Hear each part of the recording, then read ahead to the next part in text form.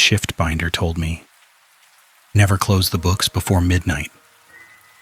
And the leather under my gloves felt warm enough to sweat. Ink crawled up from a half-shut page anyway, thin and eager, like it had been waiting for a hand to hold. Probation ended at midnight, which is why I stayed in the vault instead of walking out and letting the building keep its secrets. Obedience is what the vault eats. Anyone who has worked alone in a public building learns the difference between empty and quiet, because quiet has edges. At 11:17 p.m. on a Thursday, the edges got close. The vault sits under the county library behind a staff door that used to be part of the old courthouse annex. 3 rooms make a straight line. The break area with the coffee pot and sink, the little work office with the catalog printer, and the vault itself, a sealed room of shelves and rolling ladders. The only way out is the same way in, which feels fine until the door stops feeling like a door. Back when I started, I laughed at the older staff who called the vault temperamental. I used to call it theater, the same way I used to call a home care protocols overkill, until I watched a small mistake turn into a hospital bill and a week of my sister not trusting her own hands. That guilt still rides in my throat, which is why I follow rules too hard. The first thing I noticed that night wasn't the ink.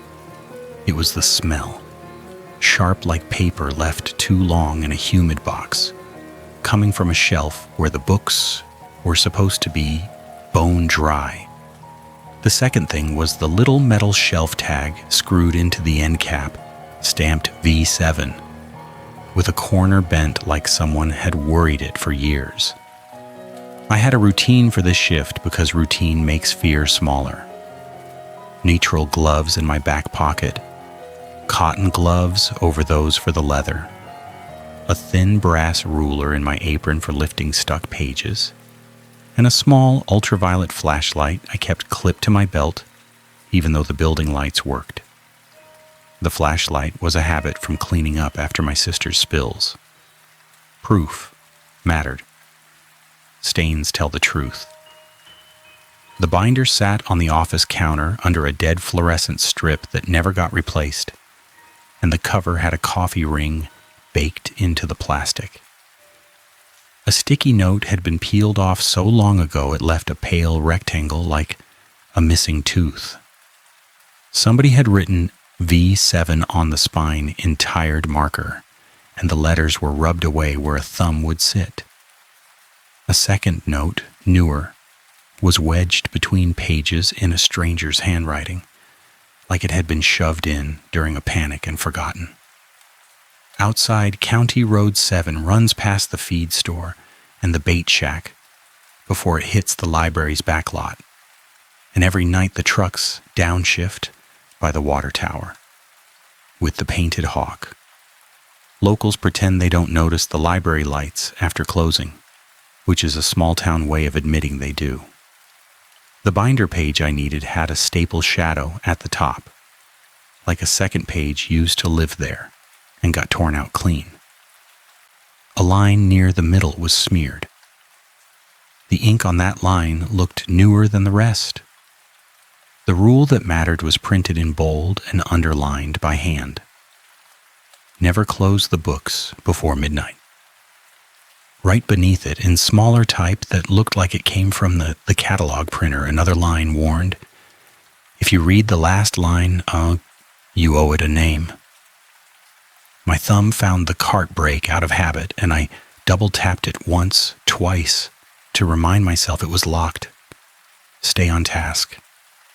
The vault books aren't normal library books. Heavy leather, brass corners, thick paper that feels like it wants to resist.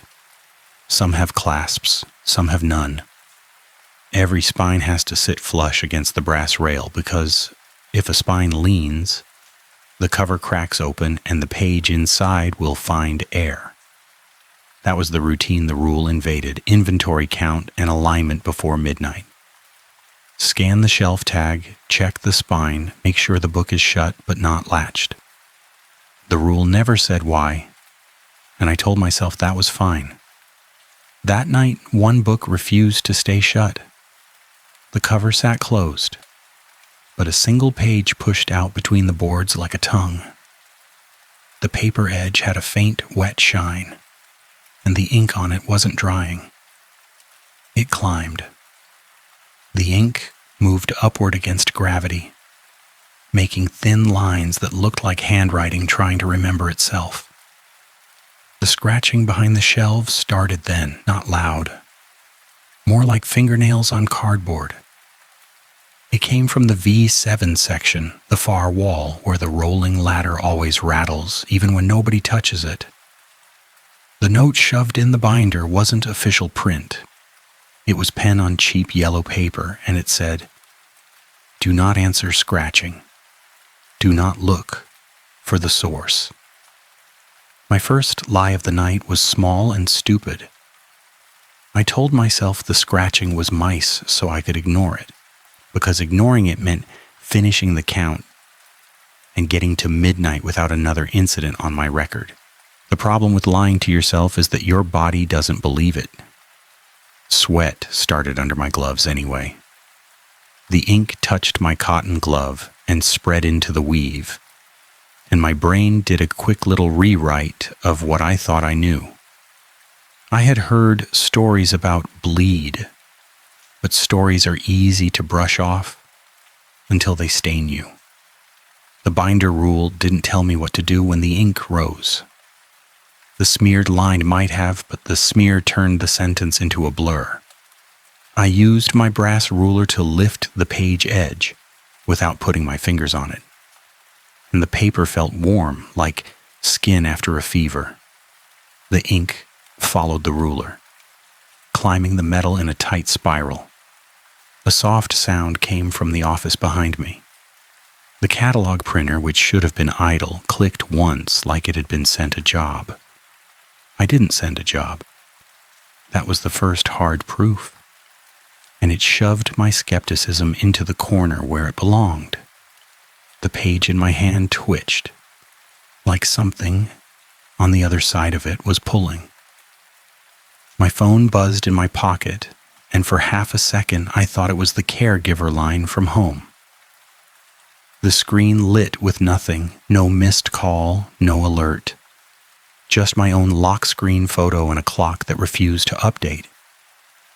My probation review was scheduled for the morning, and a no call, no show would make me unemployable in this town. That thought pushed me forward even while my gut begged me to back up. Stay on task. The printer clicked again, slower, and a sheet slid out into the catch tray in the office. I left the bleeding book half shut on the cart and stepped into the office because the printer meant documentation, and documentation is something I understand. The paper in the tray was a standard inventory sheet, the kind that prints when a shelf tag is scanned. The top line showed the V7 section, but the next line wasn't a title. It was a sentence in plain type. Never close the books before midnight, it read, like the printer wanted to remind me it had teeth. Under that, in lighter ink, the same sentence repeated, only the word never looked thinner, like it had been erased once and put back. I set the paper down and felt the air pressure change, like the room took a careful breath. The coffee pot in the break area stopped humming, not faded. Stopped. Even the building's plumbing quieted, which is how I knew the silence wasn't normal. The library always makes some sound. Pipes settle, lights buzz, old vents tick. Now the whole line of rooms held still. The scratching behind the shelves kept going anyway. A rational explanation tried to climb into my head. A prank, a test, some kind of compliance audit designed to see if a new hire could handle special collections. The city loved its secret little games. I could have walked out and let the morning staff deal with it, except Morning staff didn't exist in the way the city pretended. Budget cuts made sure of that. The vault shift got shoved to whoever could be bullied into it, and tonight, that was me. My sister needed consistency, which is why I couldn't afford to get fired for leaving early.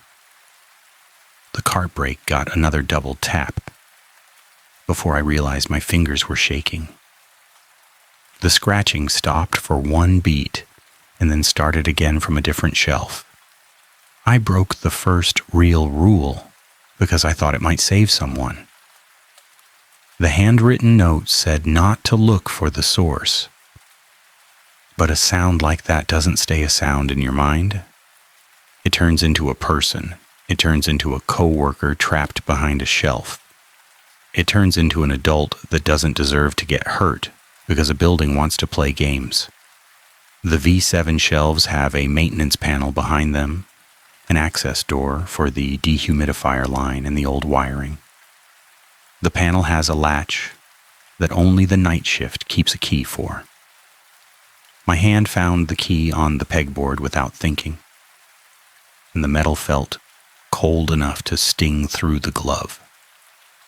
The binder had a line, half hidden under the smear, that might have said something about the panel. I didn't stop to squint. I unlocked the latch and pulled. The panel opened, and the air behind it smelled like old rain trapped in concrete. Nothing human waited in there. A stack of loose pages sat on the floor like somebody had spilled a file, and every page was blank, except for one line at the bottom, typed in the same font as the inventory sheet. Spines face forward. The phrase hit me like a recognition, even though I'd never seen it printed. My brain filed it away anyway, the way it files away things that matter more than they should. Behind the pages, deeper in the crawl space, the scratching started again, but now it sounded closer, like it was on the other side of the thin wall. My flashlight beam caught a smear on the concrete, a dark line that looked like wet ink, dragged by fingertips. I slammed the panel shut. The latch didn't catch. The latch didn't even move. The metal tab had shifted, sliding down a fraction like it had melted. The consequence landed fast. The vault door behind me clicked, and the handle went slack, locked from the other side. Access loss isn't dramatic in a movie way. It's just a handle that stops being a handle. It's a job that stops being a job.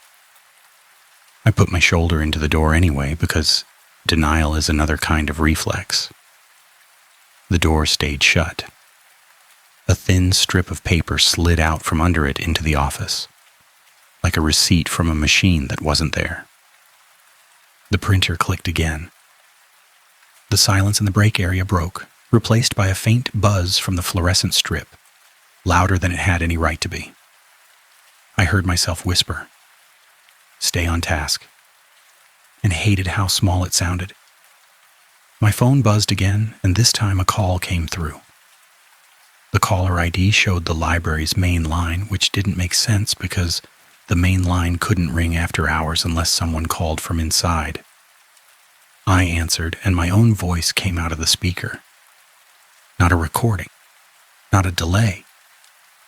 Me saying, "Never close the books, not before midnight," in the exact tone I'd used when I read it off the binder.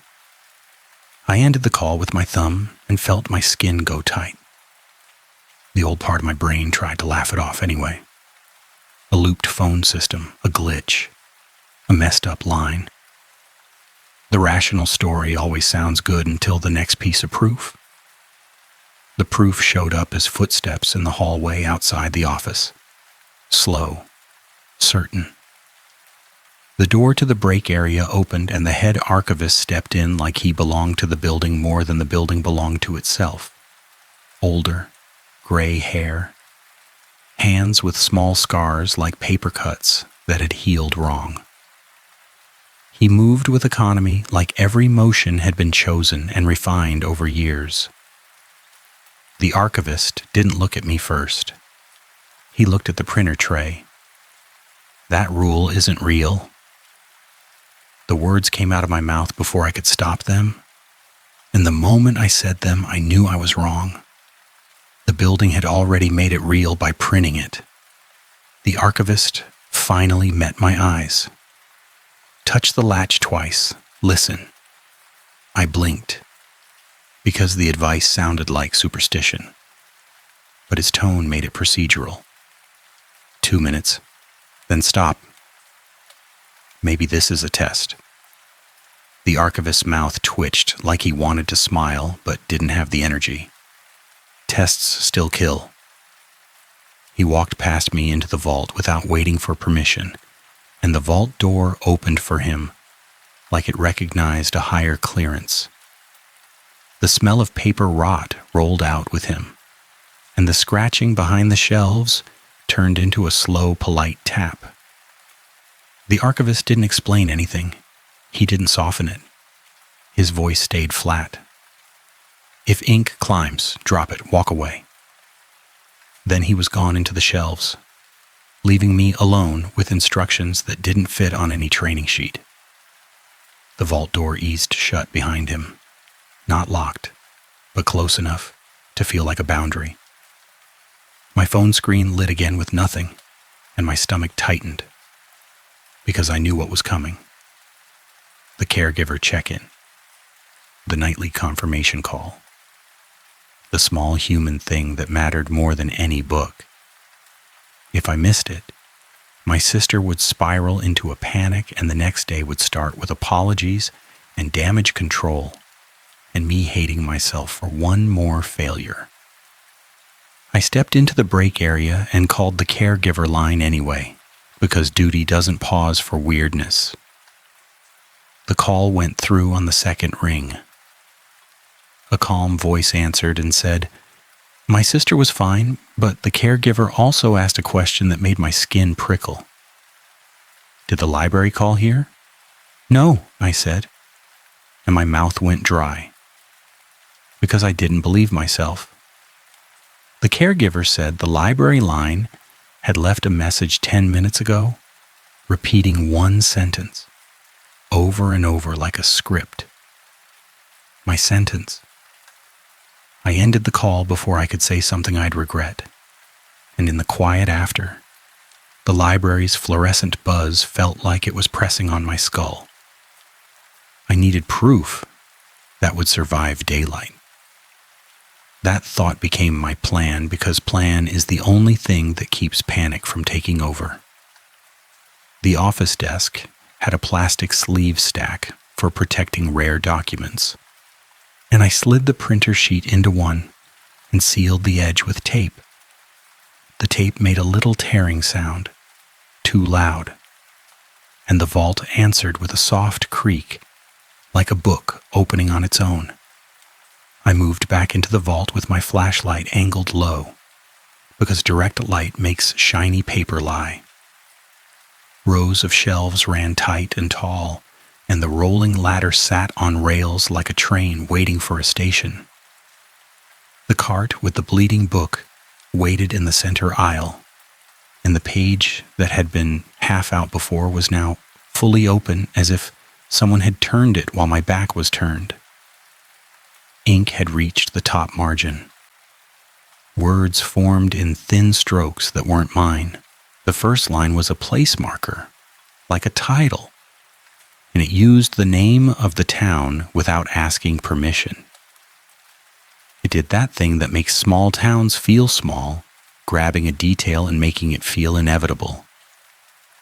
My eyes caught the last line before I remembered the binder rule about owing a name, and I jerked my gaze away. The flash of it stuck anyway, like a photo after image. The last line didn't look like a sentence. It looked like a signature block, waiting for someone to fill it. The cart brake got a nervous double tap, and I felt stupid because fear doesn't respond to gestures, but my body kept trying. Stay on task. I ran the first test because the hypothesis fork in my head demanded it. If this was a human prank, the paper in the sleeve should stay the same because tape and plastic stop casual tampering. If this was the vault, it wouldn't care. I set the sleeved printout on the office desk, face down, and drew a pencil line across the tape seam so I'd know if it got peeled. Then I went back into the vault and watched the bleeding page from a distance like the archivist told me to. 2 minutes. The second minute felt longer than the first. The tapping behind the shelves matched my heartbeat, not in a poetic way, in a measurable way, like someone was copying my rhythm. When 2 minutes ended, I stepped away like the archivist said, even though the part of me that wanted to control everything begged me to do more. The ink stopped climbing. It didn't retreat, it just stopped, as if it had reached a limit. Relief hit hard enough to make me lightheaded, and I hated that because relief is how traps get set. I backed into the office and flipped the sleeved printout over. The text had changed.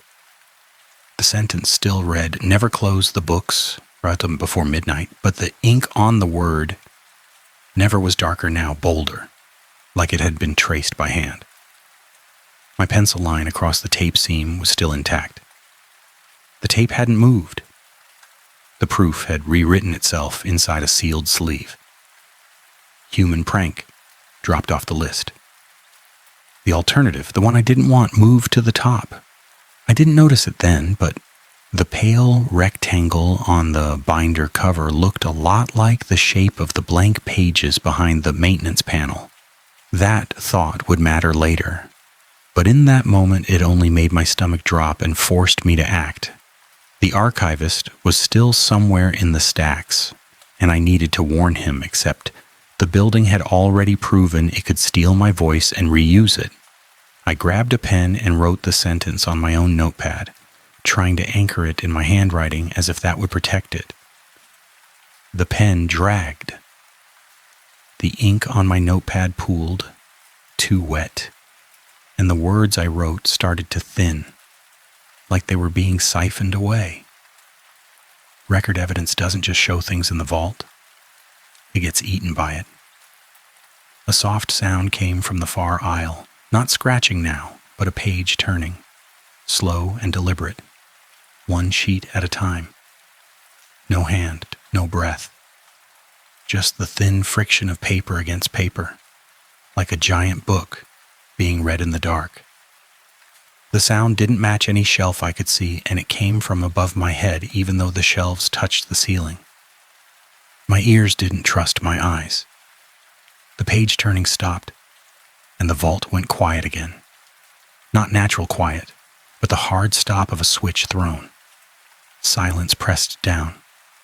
The archivist's words came back to me. Touch the latch twice. Listen. I stepped to the vault door and touched the latch twice, gentle, the way he did everything. A third tap came back from the other side, delayed by half a beat. Not from the hallway, from inside the metal. That was the second hard proof, and it turned my fear into a kind of anger. The vault was responding like a person. The catalog printer in the office started up again, and I wanted to throw it across the room because it was the only voice in the building that wouldn't stop talking. Another sheet slid out, and I grabbed it with my gloves like it could burn. The printout wasn't an inventory list anymore. It was the binder page, reproduced, including the smear, including the torn staple shadow. Except the smear was gone. The corrected line showed what I'd missed. Close the clasp at midnight only. The binder's smeared line had been hiding the word clasp, which changed everything. Closing a book and closing a clasp aren't the same action. Closing a clasp is final. The next line below it, the one I'd assumed was about ink, read clear now too. If ink rises, do not seal it early. That meant the opposite of what my eyes had guessed when I glanced at the smear. The trap rule wasn't a separate line. The trap was the damage. My human flaw that night wasn't curiosity, it was rush. I had moved too fast because probation made every minute feel like an enemy. The vault used that. The pressure in my chest spiked into a sharp guilt that forced a decision right away. I had opened the maintenance panel earlier and jammed the latch, and now the vault door had already shown it could lock from the outside. If the archivist was trapped deeper in the stacks because of my breach, that was on me. I walked back into the vault, deeper than I wanted, because repair is the only responsible thing left after a mistake. The shelves back there run tighter. The ladder rails squeal when moved, and the squeal bounced weird, like the room was longer than it should be. A shadow moved across the end of an aisle in the faint reflection of the plastic sleeve stack I'd carried in. Not a person shadow. Too tall, too segmented, like a figure made of vertical spines.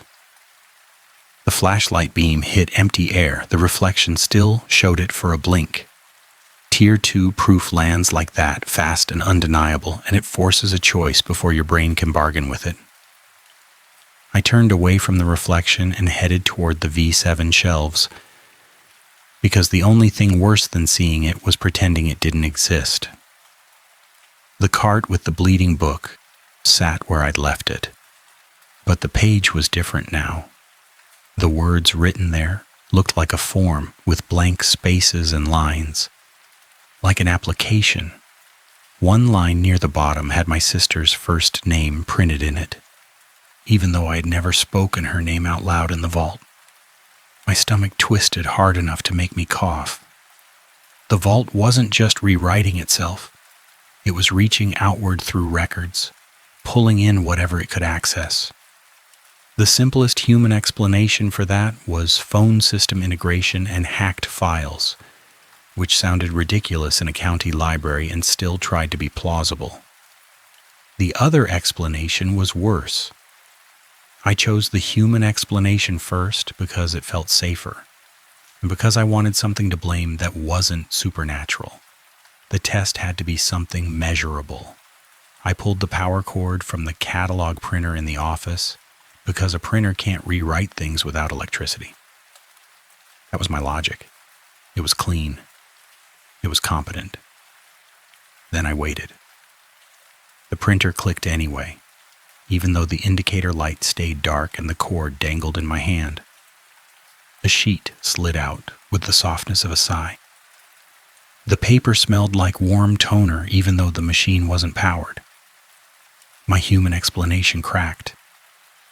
The evidence proved both hypotheses incomplete, and a third possibility stepped into the space. The system wasn't in the printer was just a mouth. I wanted to run. I wanted to abandon the vault and let the building keep whatever it kept. Then my phone buzzed with a text from the caregiver. A simple line asking if my sister's medication refill was authorized for pickup in the morning because the pharmacy needed confirmation. If I lost my job, that refill might not happen. If I stayed and let the vault pull her into its paperwork, something worse might happen. Duty hit like a shove. I recorded a short voice memo to send to the caregiver with instructions to delay any calls from the library number and to verify anything in writing with the daytime manager. I didn't say why. I just said it in the firm voice I use when my sister gets scared and needs to hear certainty. The memo vanished from my phone as soon as I hit send. Not failed, not undelivered. Gone. Evidence loss is a different kind of panic. It makes you feel insane even when you know what you saw. The vault was editing my world, one missing proof at a time, and midnight was still coming. The archivist finally appeared at the far end of an aisle, moving slow, one hand trailing along the shelf edge. like he was reading with his fingertips. His gloves were stained black up to the wrist. He didn't look surprised to see me. He looked tired. In the weak light, the skin above his gloves had faint lines, like ink had started under the surface. I kept my voice low because the vault already liked to steal it. The printouts rewrite inside plastic. The archivist nodded once as if I had reported the weather. He pointed at the bleeding book on my cart without touching it. The book's clasp sat open. The rule that mattered now didn't come from the binder. It came from the evidence and the timing, and it made the next choice ugly. If I sealed that clasp early, the corrected line warned the vault would seal something else too.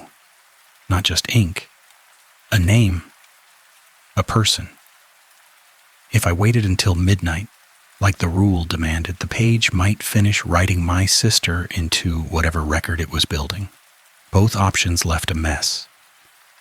That was the moral dilemma that split my brain right down the middle. Policy obedience versus protecting an adult who depended on me. Neither choice guaranteed safety. The archivist didn't offer advice. He only repeated procedure, which was somehow worse. He tapped the cart rail twice with a knuckle, and the sound came back wrong, like a delayed echo. Then he walked away again, leaving me with the consequence. The pressure line that hit me wasn't about money, it was about responsibility. If my sister's name ended up in that book, no apology would fix it. Stay on task. I chose to protect her, and I broke a rule for a pro-social reason that felt like duty, not stupidity. I pulled the bleeding book off the cart using the brass ruler under the spine so I didn't touch leather directly, and I carried it to the work office because the vault's rules were written for the vault, not for the hallway between rooms. That was my loophole. Change the boundary? The book felt heavier with each step, like it didn't want to leave its shelf family. The moment I crossed the vault threshold, the lights in the break area flickered once and then steadied, like the building noticed. The air in the office smelled cleaner, less like rot, which gave me a false sense of control. I set the book on the desk, under the unpowered printer, and opened it just enough to see the page without reading the last line. Ink had formed a clean block of text now, and it looked like an authorization form. My sister's name was there again, in the space where a signature should go. Below it, a sentence in smaller print offered the trap in a friendly tone. If you want it to stop, seal it now. That was the trap rule, clean and tempting. Seal it now. End the bleed. Protect her. The ink on the word seal gleamed like fresh oil. The archivist's words came back exact and sharp in my mind.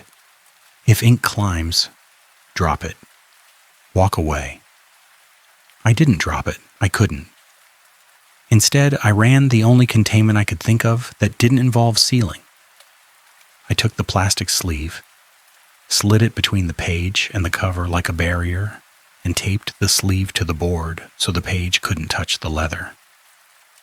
Then I clamped the cover almost shut, leaving the clasp open, and wrapped the whole book in a cotton book strap meant for transport. It was a competent move. It cost me time. Time was the resource I couldn't buy back. The instant the strap tightened, the ink stopped moving again like it had been pinned. Relief hit in a small wave. My shoulders sagged. My breath came out shaky.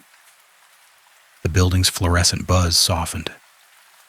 For 2 or 3 seconds, the night felt survivable. Then the printer tray spat out another sheet, even though the machine had no power. The paper slid out with a small shiver and landed face up. The printout showed a clean copy of the binder rule page, but the bold line had changed. Close the books before midnight. it read. The word never was gone. The smear had migrated to a different line, as if the system had moved the damage to wherever it was useful. The seeming victory was the false resolution. The bleed stopped, so my brain wanted to believe I had won. The real rule was that the system could rewrite the rules faster than I could follow them. Escalation came with a new cost. The vault door clicked shut on its own in the hallway, and this time the handle didn't just go slack. The handle turned and turned without catching anything, like it wasn't attached to a latch anymore. Safe space loss isn't abstract. It's a door that stops being an option. The break area coffee pot started humming again, but the sound was wrong, pitched too high, like the heating element was running dry. Somewhere in the vault, the scratching began again, louder, impatient now. My phone buzzed, and this time the screen showed a missed call from the caregiver line with no timestamp, just the word missed, which made my chest tighten because it felt like the system had stolen time itself. I tried to call back. The call connected to the library main line again, and my own voice answered, repeating, "Close the books before midnight." The vault was pushing the trap rule through every channel it could find. The archivist's footsteps sounded in the hallway outside the office, and when I opened the door, he stood there with his hands empty and his eyes flat. He looked at the strapped book on my desk, and then at the new printout. The archivist didn't say anything, which was its own kind of warning. He turned and walked back toward the vault door that wasn't a door anymore, and I followed because there was nowhere else to go. The office, break area, and vault lined up like a shooting lane. Light spilled from the office into the break area, then died at the vault threshold where the darkness sat thicker, even with my flashlight beam aimed straight in. The exit behind me was 2 doors away, but both doors depended on the vault door behaving. The strapped book sat on the cart in front of me, like a live thing I was pushing into a cage. The danger waited in the V7 shelves, where the scratching and tapping came from.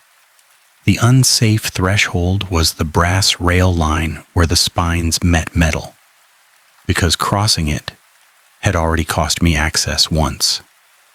I stepped into the vault anyway, because the only choices left were bad ones. The V7 section looked wrong.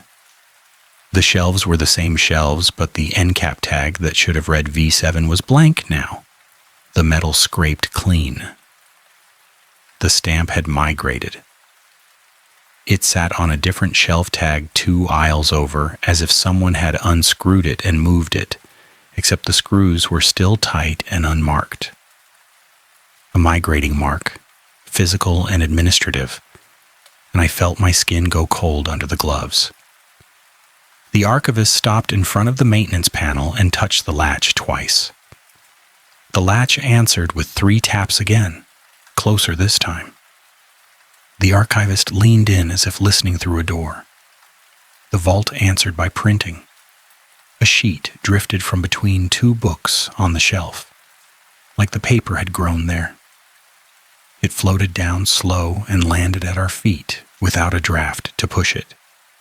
The top of the sheet had a faint rectangle where a label had been peeled off, the same pale shape as the binder cover, the same shape as the blank pages I'd seen behind the panel. No ink could stick there. The rest of the sheet was filled with text, and in the center of it was my sister's name again, only this time it wasn't in a blank space. It was in a sentence that made my throat close. The sentence described her as if she was already a record. My hands shook so badly. The flashlight beam jittered and anger flared into a hot, humiliating shame because the vault had reached for the one person I couldn't protect with calm. That emotion spike forced action. I ripped the sheet at the pale rectangle, not carefully, not gently. I tore the blank, label-shaped section free so fast my glove snagged and cotton threads snapped. The paper around the blank section tried to re-knit. The tear edges pulled toward each other like wet fibers seeking a seam. The blank rectangle stayed blank. It stayed dry. The system couldn't rewrite absence. That was the puzzle piece clicking into place. The missing tab on the binder, the blank pages behind the panel, the pale rectangle on this sheet, all the same shape, all the same proof of something that used to be there and got removed. The archivist watched my hands like he was watching a procedure he had never seen succeed. I pressed the blank rectangle against the metal shelf tag where the V7 stamp had migrated, and I held it there with my glove. Ink tried to flow across the paper from the printed text, hungry to fill the blank. It couldn't. The blank stayed blank, and the ink pooled at the edge like a tide line.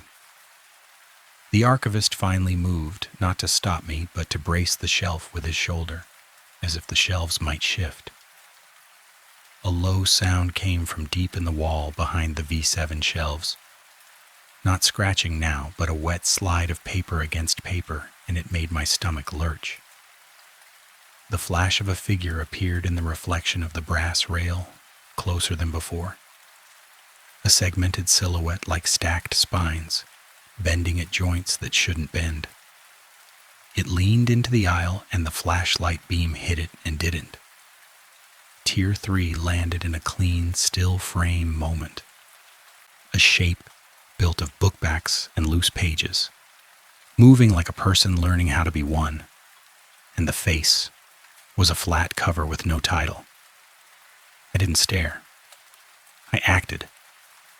I slammed the maintenance panel open and shoved the strapped book into the crawl space behind it, because a crawl space is a boundary the vault didn't write rules for in the binder. The panel slammed shut behind the book, and the latch, for the first time all night, caught. The cost hit immediately. The latch caught, but my glove caught too. Cotton snagged on the metal edge, and the ink stain on my wrist flared with heat like a bruise touched too hard. Not pain like a cut, pain like pressure inside skin. The vault took something small and personal as payment. The ability to remember my sister's phone number without looking. I stared at my contact list and saw a blank where her name should have been. Not deleted. Blank. That was the major revelation in the ugliest possible form. The vault wasn't hunting bodies, it was hunting records. It didn't need gore. It didn't need teeth. It needed compliance and a system that would believe the paperwork over the person. The archivist grabbed my elbow, firm, and pulled me away from the panel because the tapping in the metal had turned into pounding, like the thing inside wanted the book back. His grip was hard enough to hurt, and I was grateful for it because it kept me moving. We backed down the aisle toward the vault door, and the shelves on either side started to sound like pages shifting, not turning, but sliding, like the entire library was reshelving itself around us. The vault door handle rotated once, caught, and clicked open. The building offered escape like a gift. That was the last trap waiting. A new sheet lay on the floor in the doorway, perfectly centered like a welcome mat. The printed line on it said, "Close the books before midnight." It wanted me to carry that instruction out into the world. If I walked out and shut the vault door behind me, I'd be closing the books, sealing whatever was inside early, and the corrected line had warned what that would do. The archivist didn't speak. He didn't have to. My sister's blank contact entry glared at me from my phone screen, and fear twisted into a cold, precise decision. I couldn't let the vault reach past the library. I couldn't let it use my sister as a line item, so I did the only responsible repair left, even though it meant losing something I had fought to keep. I stepped back into the vault. Voluntary trap feels stupid from the outside. From the inside, it feels like picking the smaller fire. The archivist grabbed my sleeve, and his voice finally broke the silence in a whisper that still sounded like command.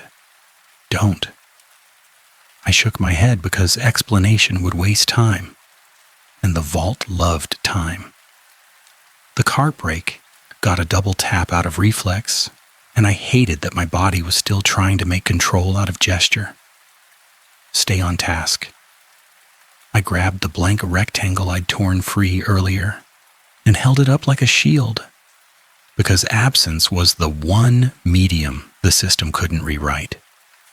Then I walked to the brass rail line and pressed the blank paper against the spot where the V7 stamp had migrated again, now sitting on the rail itself, like a bruise on metal. Ink surged toward it from the nearby books, black and eager, trying to fill the blank with whatever name it could grab. The blank stayed blank. The vault reacted like an animal denied food. Every fluorescent strip in the line of rooms went dead at once, not flickered, dead. The only light came from my flashlight beam, and the beam shook because my hands were shaking, and I told myself harshly, stupid, so stupid, because shaking hands drop evidence. The thing made of spines moved in the dark between shelves, fast now, not chasing like a movie monster, but arranging itself, blocking aisles, closing distances with geometry instead of legs. I couldn't fight it. I didn't try. I went for containment. The maintenance panel latch was still caught. The strapped book was in the crawl space behind it, acting like a plug. If I could keep it there through midnight, maybe the vault would reconcile with that book, instead of reaching for my sister through my phone. Midnight felt close. I didn't have a clock I trusted anymore, which was its own kind of terror. The archivist's gloves flashed in my beam, stained up to the wrist, and I realized with a sharp, sick clarity that his stains weren't just stains. They were signatures the vault had already taken from him. He had survived by paying in pieces. The pounding behind the maintenance panel turned into a slow, patient knocking, like the vault was pretending to be polite again.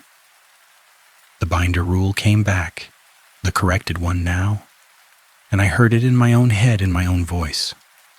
Close the clasp at midnight only. The vault wanted me to seal early. The vault wanted me to walk out and close doors. The vault wanted my compliance more than my fear. So I waited. My flashlight beam pinned the maintenance panel latch like a guard. The archivist stood beside me, silent, breathing shallow. The knocking stopped. The entire library held its breath again. In that silence, the page-turning sound started one last time, softer, right by my ear, even though my ear was nowhere near a book. I didn't look. I didn't read. I held the blank rectangle against the V7 stamp until my arm cramped and my shoulder burned. Relief didn't come as a wave this time. It came as a small mechanical click. The maintenance panel latch tightened on its own like it had been screwed down. The vault settled. A thin line of ink on my glove dried, cracking like old paint. The fluorescent strips flickered back on in the break area, then the office, then the vault, one by one, like power returning in a controlled sequence. The archivist exhaled through his nose, a short, exhausted sound. I stepped back from the panel and realized my phone screen had updated. My sister's contact entry was back. Not blank. Back. The vault had tried to take it and failed, because the missing piece of label paper had given it nothing to rewrite. The constructive residue wasn't a victory that felt good. It was a boundary respected, barely. I didn't trust it. I still don't. In the office, the printer tray held a final sheet, waiting. The sheet didn't show rules this time. It showed a scanned image of the blank rectangle, as if the system had tried to archive the one thing it couldn't change. The image had a faint watermark in the corner, a tiny hawk silhouette, the same shape as the water tower painting out on County Road 7. Shared universe hints land like that, casual and cruel. The archivist took the sheet and folded it once, carefully, like he was handling something sacred. He slid it into the binder at the pale rectangle where the sticky note had been, filling the missing tooth with the only proof that mattered. The binder didn't reject it. The binder accepted the blank.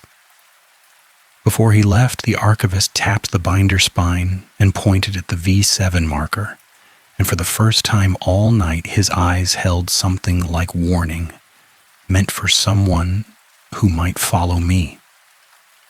I took that as permission. I went to the staff computer and wrote a report in plain language, no drama, just facts, because facts are harder to erase when people can verify them together. I printed it twice, then I walked one copy out to my car and hid it under the spare tire cover, because the vault can't rewrite a thing it can't reach. The second copy vanished from the printer tray before I could pick it up. Truth logged, but doubted. Evidence saved, but thin. In the last minutes before shift change, I found a note tucked into the binder behind the V7 page, newer than the coffee ring, written in the archivist's careful hand. It ended with one line in quotes. If you've seen that symbol before, don't ignore it. I left the vault door unlatched on purpose when I walked out, because a boundary that stays too perfect becomes a trap again. Later that week, when I went to a different branch to cover a shift, I saw the same V7 stamp on a different binder spine, and the pale rectangle on the cover was in the exact same place. I keep asking myself why the library needs the same missing piece everywhere. The leather under my gloves still feels warm sometimes, and I still grip the spines until they sit flush, because spines face forward, and the ink always waits for midnight.